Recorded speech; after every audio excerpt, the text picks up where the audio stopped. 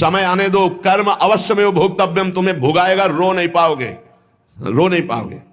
यहां जो आप कर्म कर रहे हैं वो आपको भोगने पड़ेंगे, अच्छे या बुरे। बिना भोग के ये नष्ट नहीं होते। एकमात्र उपाय है, जैसे आपको वकीलों के द्वारा प्रमाणित कर दिया गया कि यहां के वकील है चित्रगुप्त, पूरी सीन सहित आपकी चेष्टाओं को अंकित किया जाता है, वो आपके मन में है, आगे प्रसंग आएगा। और जज हैं यमराज, धर्मराज जी, और दंड अधिकारी हैं यमदूत, और दंड विधान जहां होता है उसे कहते हैं नरक।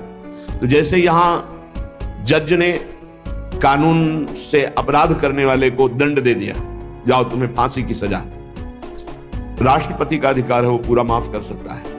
ऐसे ही राष्ट्रपति हैं भगवान श्री हरि, अहम त्वाम सर्व पापेभ्यो मोक्षयिष्यामि मा शुचा। अगर शुभ अशुभ कर्मों से बचना चाहते हो तो एकमात्र उपाय भगवान की शरण में होकर नाम जप करो, अन्यथा अवश्य में भोक्तव्यम कृतम कर्म शुभाशुभम। सुमति जी अपने पिताजी को बता रहे, यमदूत ने कहा महाराज, मृत्यु लोक में मनुष्य जो पुण्य और पाप करता है बारी बारी से उसे भोगना पड़ता है। बहुत ध्यान से सुनोगे तो आपको बड़ी सावधानी प्राप्त हो जाएगी। जो छोटी मोटी गलतियां आप हंसी खेल में करते हैं वो भी आपको दंड भोगना पड़ेगा। ये पाप और पुण्य बिना भोगे नष्ट नहीं होते कि आपने पाप कर दिया और दान दे दिया तो वो पाप कट गया, ऐसा नहीं है। पुण्य का अलग विभाग होगा, पाप का अलग विभाग होगा। अगर काट सकते हैं तो सिर्फ भगवान काट सकते हैं, भगवान का भजन काट सकता है, दूसरा नहीं। लाखों जन्मों में जो तुमने पाप और पुण्य किया है, जो एकत्रित है, उसका नाम है संचित कर्म। संचित पाप और पुण्य, और उससे जब मनुष्य शरीर मिलता है या जो शरीर मिलता है उससे जो हिसाब निकाल करके कुछ पुण्य और कुछ पाप, उसे प्रारब्ध भोग कहते हैं। फिर यहां कर जो नवीन कर्म किया जाता है उसे क्रियमाण कहते हैं। मनुष्यों के लिए जो उनका जमा हुआ पाप और पुण्य है वो अंकुरित होकर बढ़ता रहता है, ब्याज दर ब्याज। बहुत दुर्गति होती है, इसीलिए बहुत जन्म हम भोगे तो भी अपने संचित कर्म को नहीं भोग सकते। जैसे बीज मिट्टी और जल की आकांक्षा करता है तभी वो उत्तम वृक्ष रूप धारण करता है, ऐसे ही पाप और पुण्य उसे प्रेरित करके पुनः पाप करवाता है, प्रेरित करके पुण्य पुनः पुण्य करवाता है। अगर पाप कर्म में रहती है तो पाप पर पाप, पाप पर पाप, और ये एकत्रित होकर वृक्ष रूप होकर समय स्थान वो निश्चित करेगा। पाप तुम्हें कहां दंड देना है, समय स्थान। बुरी दशा आने के पहले बुद्धि बदली जाती है, उसकी बुद्धि बदल दी गई। आप ना आवे आप पर ताई तहां ले जाए, वो वहीं ले जाएगा, उसी स्थान पर मारा जाएगा, उसी स्थान पर जो दंड उसे मिलना मिलेगा। जैसे आपने छोटा पाप किया तो आपके चलते समय पैर में कांटा चुभेगा और दुख होगा, कांटा निकाला गया, थोड़ी दिन वहां दर्द रहा, खत्म हो गया, आपका पाप क्षय हो गया। छोटा पाप कोई, आगे बताया जाएगा कौन कौन से पाप से कैसे कैसे दंड मिलते हैं। अब अगर आपसे थोड़ा बड़ा पाप बना है तो वही पैर में लोहे की कील बनकर चुभेगा, कांटे की जगह लोहे की कील, अधिक दुख होगा। और बड़ा पाप बना है तो खजूर का कांटा, बड़ा कील, ऐसे आपके पैर में चुभ। बिना पाप कर्म के कहीं भी किसी को कोई भी दुख नहीं हो सकता। सिर में दर्द होना, आजीवन पूरे जीवन सिर का रोग हो गया कि वो दर्द ही होगा 2-4 दिन में, 10 दिन में, पाप का कारण। अपथ्य भोजन, सर्दी सहन न होना, गर्मी सहन न होना, हर समय हृदय जलते रहना, पाप का लक्षण। भिन्न भिन्न पाप भिन्न भिन्न प्रकार के दुख देते हैं दीर्घ काल तक। शस्त्र और अग्नि आदि का भय ये पाप के कारण होता है। अनेक जन्मों के संचित पाप कोई इसी जन्म के केवल नहीं है, वो केवल मंडराते रहते हैं आकाश में दंड देने के लिए, समय इंतजार करते हैं। जैसे नरक में पड़े हुए जीव तुम देख रहे हो, घोर पाप का फल भोग रहे हैं, केवल दिखाया गया था नरक। जानते हो किस बात से? कल याद होगा, सुमति जी ने पानी पीने जाने वाली गौओं को वैश्य कुल में 7वें जन्म में जन्मे जब थे, तो उन्होंने उनको नहीं पीने दिया। इसके अपराध से उनको नरक दिखाया गया था। तो वो यमदूतों से प्रश्न करते जाते हैं और उनका उत्तर यमदूत देते जाते हैं। ये जो तुम देख रहे हो तड़पते हुए जीवों को नरक में, महापापी लोग हैं, अपने पाप का फल भोग रहे हैं। जब कोई पुण्यात्मा होता है तो स्वर्गलोक में जाता है, देवताओं के साथ रहता है, गंधर्व उसका गुणगान करते हैं, अप्सराओं का नाना प्रकार से सुख उठाते हैं। और जब पुण्य भोग क्षीण हो जाता है तो फिर यहां आकर के मनुष्य लोक में अपने कर्मानुसार जन्म लेते हैं। राजन, ये जो तुमने पूछा कि किस किस पाप से पापियों को कौन कौन सा नरक में दंड मिलता है, वो मैं बतला रहा हूं। जो नीच मनुष्य कामना और लोभ के वशीभूत होकर दूषित दृष्टि से हर स्त्री को भोग भाव से देखता है, जिसको देखता है बस काम भाव से देखता है। बोले जो दुष्ट दूषित भाव से माताओं बहनों को भोग दृष्टि से देखता है, तो यहां बड़ी बड़ी चोंच वाले वज्र के समान जिनकी चोंच ऐसे गिद्ध बार बार हजारों वर्ष उनकी आंखों को नोचते और खाते रहते हैं। वो आंखें बार बार होती रहती हैं, बार बार निकालते। यही वहां है कि मरना नहीं है। उनकी दोनों आंखों को वज्रतुल्य नरक के पंछी बार बार निकालते हैं और खाते हैं, और उनके पुनः नए नए नेत्र उत्पन्न हो जाते हैं। इस पापी को पलक झपकने तक के लिए विश्राम नहीं मिलता, निमिष तक के लिए कि थोड़ा चैन मिल जाए, महान दुख होता रहता है। हजारों वर्ष तक उसको इस नेत्र दर्द पीड़ा भोगनी पड़ती है। और फिर जब मृत्युलोक में जन्मता है तो नेत्र रोगी पैदा होता है। वो यहां पैदा होगा नेत्र रोगी, या नेत्र ही नहीं है या नेत्रों में दिखाई नहीं दे रहा, कई तरह के व्यवधान, जिन्होंने नेत्रों का दुरुपयोग किया।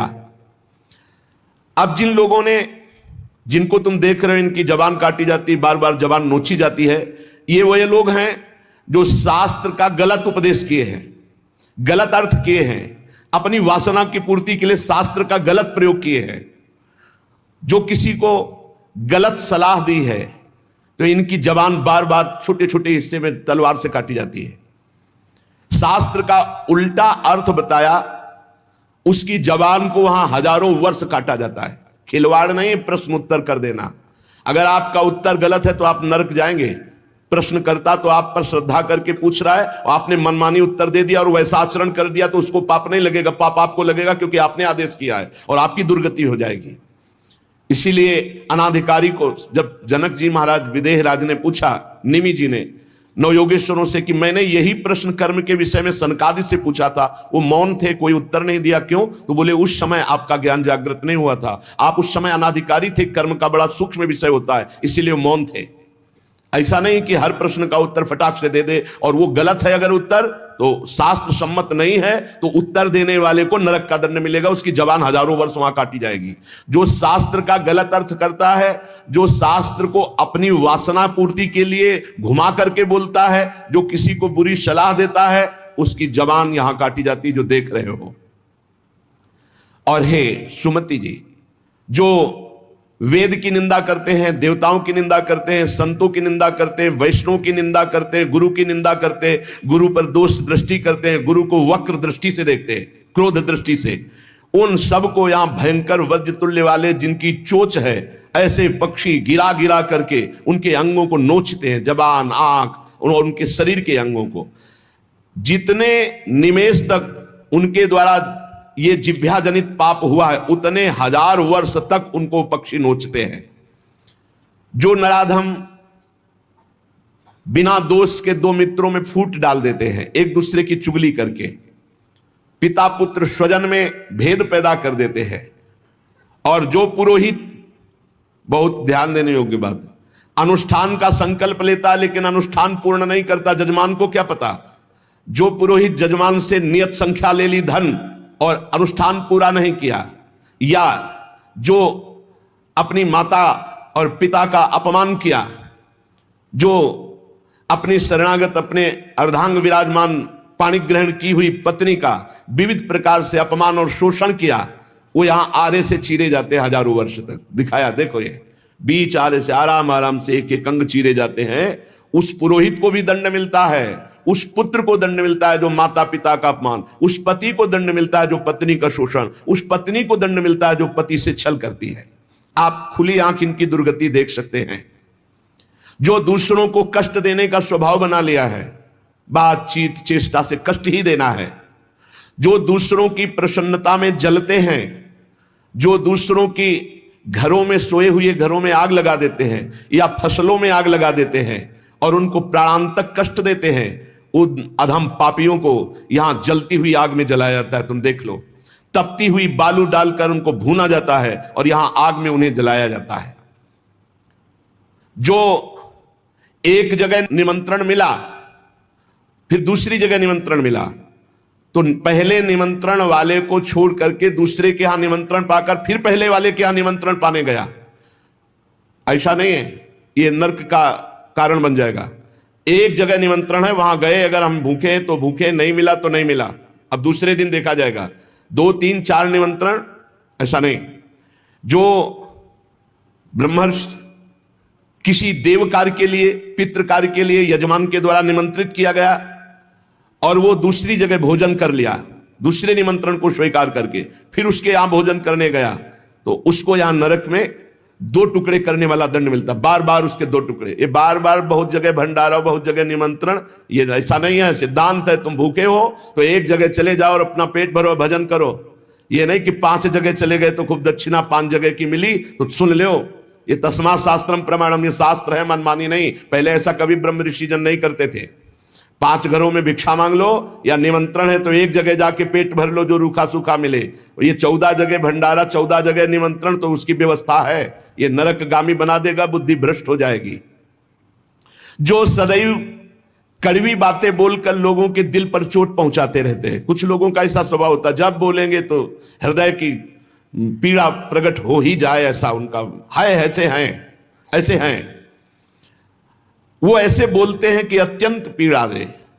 ऐसा करने वालों को यहां के पक्षी टूट पड़ते नरक में लाते हैं, नोच नोच करके उनको खाते हैं। जो यहां किसी की चुगली करता है, उसकी जिह्वा तेज छुरे से बार बार ऐसे ऐसे चीरी जाती है, फिर पूरी हो जाती है, फिर चीरी जाती है। जिन्होंने उद्दंडतावश अपने पूज्य जनों का अनादर किया, उनको मारा, पीटा, गुरुजनों को, अपने गुरु को, माता को, पिता को, बाबा को, पितामह को, ये पूज्य जन है, ये गुरु के समान पूज्य हैं। जो अपने गुरुजनों को, पूज्य जनों को अनादर करता है, दंड देता है, मारता है, पीटता है, वो देखो ये कुंड बने हैं विष्ठा के, पीब के और मूत्र के। मूत्र का कुंड, विष्ठा का और पीब का, नीचे करके मुख उन्हीं कुंडों में डाल दिया जाता है, ऊपर से पैक कर दिया जाता है। हजारों वर्ष वही खाओ वही सड़ो, कितना भयानक कष्ट है। नीचे के मुख करके उसमें डाल दिया जाता है।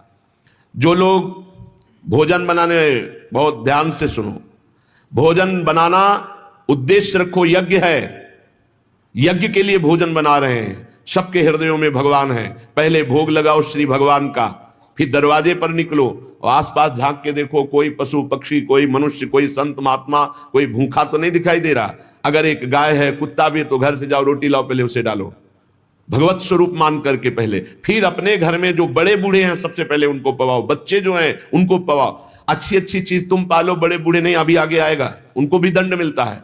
तो जो रसोई बनाए तो उसे भाग लगाना चाहिए, देवता का भाग, अतिथि का भाग, कौवे का भाग, गाय का भाग, और अपने जो पूर्व के बुजुर्ग जन हैं पहले उनकी सेवा। अच्छा, जो भी रसोई बने, भगवान का भोग लगाया, दरवाजे तक गए, अतिथि को देखा, एक गौ के लिए ग्रास निकाला, एक कौवा पक्षी आदि के, जरूर जरूर ये नहीं निकालोगे तो पाप है। गीता जी में कहा, जो अपने लिए पका के पाता है वो पाप पाता है। तो जो अभ्यागत, अपने बुजुर्ग और अतिथि, अब कोई साधु महात्मा आया, माना कोई भी हो, वो दरवाजे में पुकारा, राधे श्याम, आप छुप नहीं सकते, आपको निकलना पड़ेगा। हाँ, राधे राधे, क्या चाहिए, क्या सेवा करूं आपकी? आप जल पिएंगे, आप भोजन पाएंगे? नहीं, मुझे पैसा चाहिए। वो नहीं दे सकता, खत्म खेल, आपका आदर हो गया। आप मृदु वचन में इतना तो बोल सकते हैं, राधे श्याम, आप इतना बोल सकते हैं, आप जल पिएंगे, आप रोटी पाएंगे, भोजन प्रसाद पाएंगे। नहीं, मुझे रुपया चाहिए। नहीं, मेरी श्रद्धा नहीं, मैं नहीं दे सकता, सामर्थ्य नहीं है, श्रद्धा नहीं है, कुछ भी आप कह दो उस पर चलेगा, पर आपको निकलना चाहिए। यदि आप छुपे रहे हो, आपके कान में आवाज आई, आपके दरवाजे से भिक्षुक वापस जा रहा, तो आपके सुकृत नष्ट हो जाएंगे और आपको पाप लगेगा। ये धर्म है। अतिथि देवो भव, देना ना देना वो आपके ऊपर की बात है, लेकिन मृदु वचन, जल और भोजन, ये तीन तो प्राय सब, नहीं कुछ है एक फल दे दे। अगर वो कहता है मुझे भूख लगी है, तो आप वहीं गेट के बाहर बैठे, परिचय नहीं है इसलिए, घर में जो सदस्य पुरुष वर्ग का उससे 2 रोटी भेज दीजिए। जो दुष्ट आए हुए अतिथि का अपमान कर देता है, अतिथि देवो भव, बड़ी महिमा ग्रस्त धर्म में अतिथि सेवा, साधु सेवा की, उसे यहां पीब चाट चाट के पवाई जाती है नरक में, उनका बुरा हाल होता है। बहुत सावधानी, इसीलिए धर्मात्मा पुरुष एक एक कार्य को बहुत धर्मपूर्वक, जो यहां दूसरे के भाग का अपहरण कर लेते हैं, अब अपने घर वालों के लिए अच्छे अच्छे लिए और संत महात्मा वैष्णव अतिथि के, तो बोले उसे दंड मिलता है, नरक में ला करके उसे विविध प्रकार से सताया जाता है।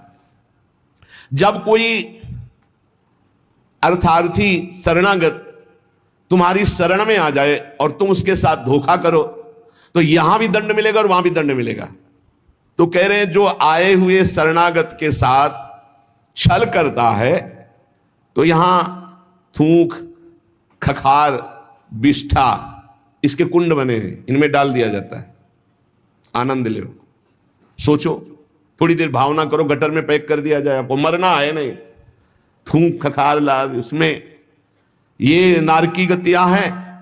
हे सुमति, बहुत ध्यान दीजिए, जो लोग झूठे मुंह और झूठे हाथ, देवता का स्पर्श, देवता को प्रणाम, गुरुजनों को प्रणाम, जो लोग ऐसा अपवित्र कार्य करते हैं, उनके हाथों को यहां यमराज तिल तिल भर करके काटते हैं। जैसे कोई सब्जी नहीं काटता, ऐसे बड़ी रफ्तार से ऐसे बार बार काटते। अरे ऐसे थोड़ी शास्त्र में, हम यहाँ खाए डोल रहे हैं, ऐसे जूता पहने भोजन कर रहे हैं, न कुल्ला न आचमन, ये सब नारकी गति को प्राप्त होने वाले जीव, तभी बुद्धि भ्रष्ट, मनमानी आचरण कर। पहले जानते हो गांव में कैसे पंगत पवाई जाती थी, सबके चरण धोए जाते थे। आप महाभारत में पढ़िए, राजसूय यज्ञ में जितने राजा आए थे, सबसे अग्र पूजा भगवान की हुई, लेकिन भगवान ने सेवा ली थी सबके चरण धोने। कितना पवित्र व्यवहार था, शास्त्री, पट्टी बिछा दी, चरण धो दिए, हाथ धुलवाए, कुल्ला करवाए, सब बैठे, सबके तिलक पूजन, और सबका फिर वो पत्तल, दोना, सकोरा, ये पवित्र है। ये होटलों में जो खाते हैं ना, वहां रज लगा के थोड़ी धोते हैं, ऐसे मारा पानी पाइप से, वही रुमाल हजारों में फेर दी। अब मतलब किसको है, जब वो कौन सा भोजन कहते हैं जिसमें सब ऐसे ले लेकर पाते हैं, भाव, अब हमें तो कहना भी नहीं आता। अब सोचो उसमें वही शराब पिए हुए व्यक्ति खा रहा है, उसी से आप ले रहे, उसी से जो जो मना, अब वो पाया फिर लेने का मन, फिर कोई रोकने वाला है, वहां कोई खड़ा है नहीं, सब रखे हैं, बोले ये वीआईपी लोग हैं, वीआईपी लोगों को वीआईपी व्यवस्था है, समझ लीजिए। जो झूठे मुंह होकर के या भगवान सूर्य चंद्र की तरफ करके लघु शंका करते हैं, सूर्य उदय है, सूर्य भगवान की तरफ, चंद्र भगवान की तरफ, भगवत विग्रहों की तरफ लघु शंका करते हैं, तो उनके आंखों में आग का अंगार रखा जाता है, ऐसे बार बार चीखते जलते हैं। जो जेठ होकर अपने लघु भ्राता की पत्नी के साथ गलत, पिता होकर अपनी पुत्री के साथ, भाई होकर अपनी बहन के साथ, या गुरु पत्नी के, ऐसे लोगों को तपाई हुई लोहे की स्त्री के साथ, बेड़ियों से, लोहे की ऐसे जंजीरों से जो जलती हुई, उसी में जकड़ दिया जाता है। बहुत तुम्हारी बुद्धि भ्रष्ट हुई थी, जो बहन बेटी और पवित्र संबंध भी नहीं तुम्हें दिखाई दिए, तो उसमें लपेट दिया, लोहे की स्त्री, धधकती हुई आग, लोहे की जंजीरों से बांध दिया, त्राहिमाम पुकार रहा है, हजारों वर्ष बंधा रहे, मरना तो है नहीं, जकड़ दिया जाता है, आग का अंगार आसो पास उसके रख दिया जाता है, उसके पूरे के पूरे शरीर में बार बार दाह आग होती है, चिल्लाता है। ऐसे नराधमों को यहां बहुत दंड दिया जाता है। यमदूत कहते हैं, जो अपने कानों से गुरु की निंदा सुनता है, जो अपने कानों से वैष्णवजनों की निंदा सुनता है, जो दूसरों की निंदा सुनकर के हर्षित होता है, ऐसे पापियों को यमदूत जो लाते हैं यमराज के, वो तपाया हुआ लोहा उनके कानों में डाला जाता है, बार बार तपाया हुआ लोहा, बार बार। गुरु निंदा सुनी, संत निंदा सुनी, वैष्णव निंदा सुनी, सुनने वालों को, और बड़े हर्षित होते जब किसी की निंदा होती ना, तो कुछ लोग ऐसे हर्षित होते जैसे उनको सम्राट पद मिल रहा हो। अरे पर निंदा के किए आवत नहीं कछुआत, मूर्ख पर्वत पाप को ले चल अपने साथ। यहां विलाप करते हैं, पर यहां यमदूत स्वयं कह रहे हैं हम लोगों के हृदय में दया तनिक भी नहीं, और क्रोधित होकर उनको और कष्ट देते हैं। जैसे वो विलाप करते हैं तो क्रोधित होकर और कष्ट देते हैं। जो देव मंदिर में जमीन लगाई गई या किसी ऋषि मुनि को दान में दे दी गई, या कोई सभा भवन है सार्वजनिक, जो इनको तोड़वा कर उनकी जमीन हड़प लेते हैं, उस जगह अपना निवास स्थान बना लेते हैं, उसका प्रयोग करते हैं। यहां यमदूत उन्हें ला करके धीरे धीरे उनके शरीर की खाल उदाड़ते हैं। पूरी उधल गई, फिर शरीर में नई खाल, फिर धीरे धीरे होश में। ये नहीं कि देवालय की लगी हुई संपत्ति का प्रयोग कर लिया, या देवालय को विध्वंस कर दिया, या सभा भवनों को विध्वंस करके अपने लिए अपना कब्जा, तो फिर ये वो चीखते चिल्लाते हैं, पर यहां दया नहीं है। जो गौ के स्थान में, पवित्र स्थान में जल में मल त्याग करते हैं, जैसे नदी है, कोई सरोवर है, या गौशाला है, या देवालय है, उसकी सीमा में मल त्याग करते हैं। यहां के बड़े बड़े कौवे जिनकी लंबी चोंच होती है, उनकी गुदा द्वार से आते खींचते हैं बार बार, बहुत होश में। ये शास्त्र सुने नहीं जाते, इसलिए मनमानी पापाचरण होते हैं। जो जहां मनाया वहां, जो अपनी कन्या को रकम दे के बेचते हैं, बेचना होता है कि हमको इतना, ऐसा एक से बेचा फिर दूसरे के साथ बेचा, उसको यहां लाया जाता है और उसके शरीर में बड़े बड़े घाव किए जाते हैं, और फिर नमक की नदी है, उस नदी में डाल दिया जाता है। वो क्लेशित हजारों वर्ष। जो मनुष्य विकट संपत्ति और वो समस्याई नष्ट हो गई, पुत्र, भृत्य, पत्नी, बंधुवर्ग और बुजुर्ग जन, किसी का त्याग कर देता है विपत्ति आने पर, और अपना पेट पालन करने लगता है, इनको छोड़ देता है। तो यहां हम लोगों में कुछ यमदूत ऐसे हैं जो बिल्कुल कर्कश होकर के उनके मांस को नोचते हैं और उसी के मुंह में डालते हैं, उसी को खवाते हैं, उसे खाना पड़ता है। जो मनुष्य अपने पुण्यों को यहां बेच देते हैं, उनकी बड़ी दुर्गति होती है। जैसे 1 घंटा नाम कीर्तन करेंगे 500 रुपया लेंगे, अमुक कार्य करेंगे अमुक रुपया लेंगे। जो अपने पुण्यों को बेच देते हैं, कई तरह से बेचना होता है, और उनकी व्याख्या कहां तक करें। जो अपने पुण्य कार्यों का दाम लेते हैं, बेच देते हैं, वो पापी हैं, और उनको यहां चक्कियों में डाल के नरक में पीसा जाता है, जैसे आटा पीसा जाता है। बेचे ही वेद धर्म दुइले ही, ऐसा नहीं था। परोपकार के लिए ब्रह्म ऋषियों का जीवन था। कुछ मिला नहीं, किसी भी तरह जीवन व्यतीत करते थे। कृष्ण शरीर, बड़े बड़े चक्रवर्ती सम्राट भयभीत होकर खड़े हो जाते थे। तप पूर्ण जीवन, बेचने का कहीं विधान नहीं। जो जीवन में अपने किए हुए पुण्यों को बेच देते हैं, उनको वहां चक्की में जैसे आटा पीसा जाता है, ऐसा पीसा जाता है। ये ना समझो कि मौज ले लो, यहां तुम मनमानी कर लो, भोगना पड़े।